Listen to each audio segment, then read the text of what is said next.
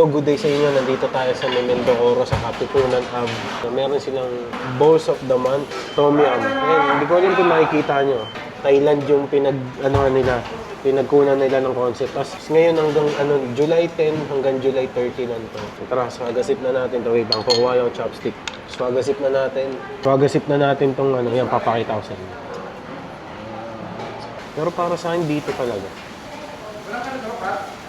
Kaganyan na lang ako sa inyo. Yan. Tom Yum Ebi ng Mendocoro from July 10 to July 30 lang siya. Kaya agapan nyo na, may 10 days pa kayo. I-upload ko na mamaya to agad para makahabol siya. Tara, swagabite.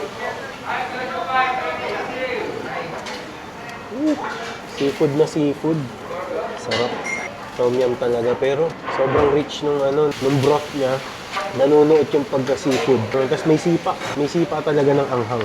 Hindi mo na kailangan mag-chili sauce or chili oil. Sarap. Sabaw pa lang. Ayaw na siyang ubusin. Sarap ng pagka-seafood niya. Excite na iswagabite. So, hindi siya kailangang haluin. Parang kahit anong halo mo naman sa kanya, yun pa rin yung lasa niya. Tara, swagabite na natin to. Grabe sila yung gumagawa ng noodles sila. Hindi to production, Tom Yum Ebi ng Mendocoro. Hanggang July 30 lang to, kaya agapan nyo. Swagasip pa lang, tapos na. Swagabite tayo.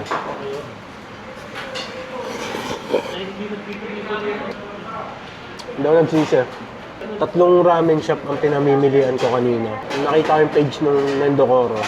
Meron silang bagong Kasi halos natikman ko na lahat ng ramen nila dito. Pero ito, bagong flavor, bagong titikman. Kaya ito na lang pinili namin.